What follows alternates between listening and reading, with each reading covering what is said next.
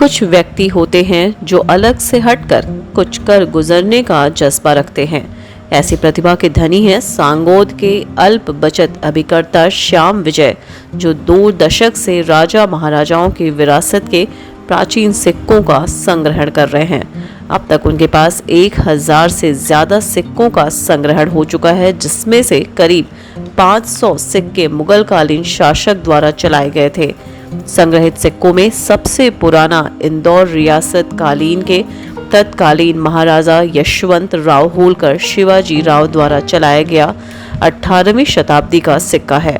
इसके अलावा अरबी, फारसी, प्राकृतिक भाषा के सिक्के, राम लक्ष्मण, काली माता, 2 सर्प, चांद, तारा, पीतल, चांदी, तांबे व सोना आदि धातुओं के सिक्कों के अलावा कागज व प्लास्टिक के नोट भी संग्रहित हैं।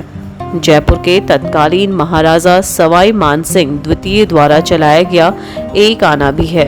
1942 में केंद्र सरकार द्वारा शिलोन से जारी 5 सेंट का सिक्का शामिल है। विदेशी सिक्कों के संग्रहण में 1949 में पाकिस्तान में पहली बार जारी हुए 25 पैसे, मलिया से जारी हुआ 10 सेंट का जॉर्ज पंचम का सिक्का भी है।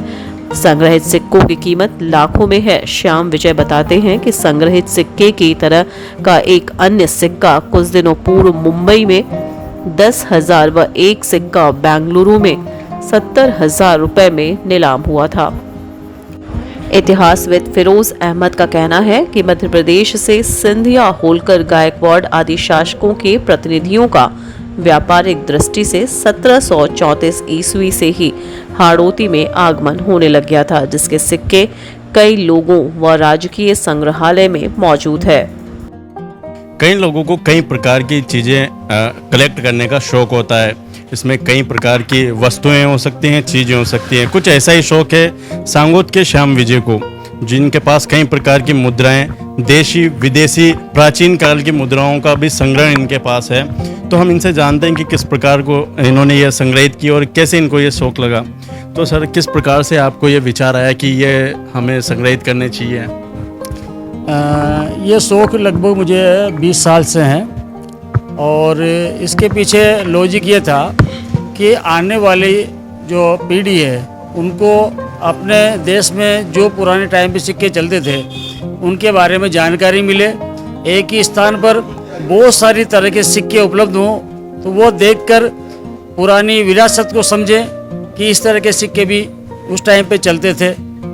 और मैं इस शौक के लिए जहाँ भी जाता हूँ वहाँ कोशिश ये करता हूँ कि मुझे कोई नया आइटम मिले, यानी नया सिक्का जो मेरे संग्रह में नहीं है। कहीं भी जैसे कोई धार्मिक यात्रा जाना हो तो वहाँ बहुत सी जगह ऐसे स्टॉल लगे होते हैं, तो वहाँ से भी इकट्ठा करता हूँ। कुछ कबाड़ियों की दुकान पर से और कुछ अपने मिलने वाले लोगों के पास जो उपलब्ध हैं वो लोग मुझे बेच देते हैं। काफ़ी लोगों को पता है और मैं चाहता हूँ कि जिन लोगों को इस विषय में जानकारी लेना है वो आके संपर्क भी कर सकते हैं। सिक्कों की बहुत बड़ी श्रृंखला होती है और ये मानो है कि भारत में सिक्कों का प्रचलन ईसा के पूर्व से ही हो रहा है। उस टाइम पे जो सिक्के बनते थे कोई मशीनें नहीं हुआ करती थी, मिट्टी के सांचे हुआ करते थे और उसमें धातु को पिघलाकर उनमें सांचों में भर दिया जाता था। उन सांचों पर इस तरह की चित्रकारी हुआ करती थी कि उस प्रदेश के राजा या कोई देवी देवताओं का चित्र वो अपने आप उनमें बन जाता था। उनका वजन ही उसका प्रमाण होता था कि ये क्या मूल्य रखता है। उस समय के जो सिक्के हुआ करते थे उसमें किसी भी सिक्के का एक निश्चित माप तोल नहीं होता था, वजन के हिसाब से चलते थे वो और अलग अलग स्टेट में अलग अलग तरह के सिक्के चलते थे। आपके पास कितने प्राचीन सिक्के अभी तक हैं? मेरे पास अभी जो सिक्के हैं लगभग 700-800 साल पुराने सिक्के मेरे पास अभी संग्रह में उपलब्ध हैं। लगातार आपका अभी भी कलेक्ट करने का होता है? हाँ, ये एक ऐसा शौक है जो मुझे ऐसा लगता है कि मैं मरते दम तक इस काम को करता रहूँगा। इसकी शुरुआत कब की थी आपने? इसकी शुरुआत मैंने लगभग 1996 के आसपास एक सिक्का मुझे कहीं मिला था। तो उसके बाद एक विचार आया कि क्यों नहीं इसी तरह के सिक्के काफ़ी सारे लोगों के पास अटाले में पड़े रहते हैं या इधर पड़े रहते हैं, उनको इकट्ठा करके एक प्लेटफार्म पर तैयार करें ताकि लोगों को उसके विषय में जानकारी मिले। अभी आपके कलेक्शन में लगभग कितने सिक्के होंगे? मेरे पास आज के समय में लगभग 2000 के आसपास सिक्के कम से कम हैं, जिसमें पुरानी रियासतकालीन सिक्के हैं, आज़ादी के बाद के सिक्के हैं और विदेशी सिक्के हैं। आज़ादी के पहले के भी पाकिस्तान गवर्नमेंट बनने वाले गवर्नमेंट के जो सिक्के यानी आज के समय में वहाँ भी दुर्लभ हैं, वो सिक्के भी मेरे संग्रह में हैं। इसके साथ साथ उदयपुर दरबार के सिक्के, जयपुर दरबार के सिक्के, Karauli state, Bundi state, Kota state, Gwalior state, Ratlam और काठियावाड़ स्टेट के सिक्के भी मेरे पास संग्रह में उपलब्ध हैं।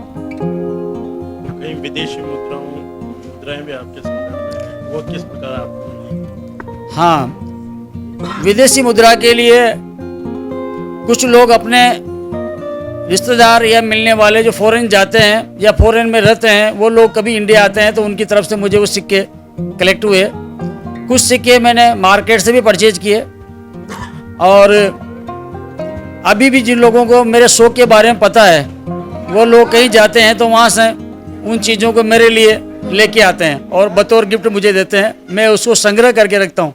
कितना खर्चा आपको अभी तक ये संग्रहण में लग चुका है आपका निजी, जो इसको कलेक्ट करने के दौरान आपको वहन करने पड़े? देखो, ये कलेक्शन का शौक बहुत महंगा शौक है और इसमें सभी तरह के सिक्के होते हैं। एक सिक्के की कीमत हज़ारों रुपए क्या लाखों रुपए तक भी हो सकती है।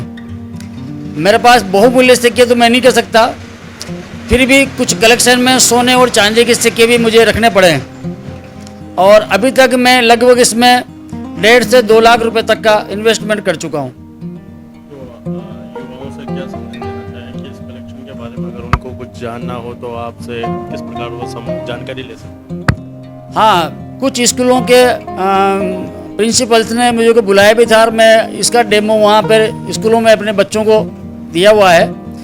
सिक्कों के बारे में जानकारी लेने के लिए कभी भी आप मुझसे संपर्क कर सकते हैं और नेट पर भी हर सिक्के के बारे में जानकारी उपलब्ध है। अपन उसको नेट से सर्च करके उस सिक्के के बारे में विस्तृत जानकारी ले सकते हैं कि एक सिक्का कब जारी हुआ, कहाँ से जारी हुआ, किस समय जारी किया गया। और गवर्नमेंट भी अलग अलग अवसर पर किसी महापुरुष के लिए या किसी अवसर विशेष के लिए सिक्के जारी करती है। उसके पीछे उस सिक्के के पीछे गवर्नमेंट का मकसद ये रहता है कि ये अवसर अमर हो जाए और लोगों को उस सिक्के से बहुत सारी जानकारियां मिले। ये थे श्याम जी विजय, जिनका कलेक्शन वाकई नायाब है और आपको एक बार इनका कलेक्शन ज़रूर देखना चाहिए, क्योंकि इनमें से कई सिक्के ऐसे हैं जिनकी आपको जानकारी इंटरनेट के माध्यम से भी नहीं मिल पाएगी। तो प्रत्यक्ष रूप से इनसे मिलकर आप इनका कलेक्शन ज़रूर देखें और ज़रूर इस जानकारी जो इतिहास के बारे में हमें जानकारी देती है वो ज़रूर जुटाएं। कैमरामैन लीलाधर सुमन के साथ रवि राठौड़, सांगोद।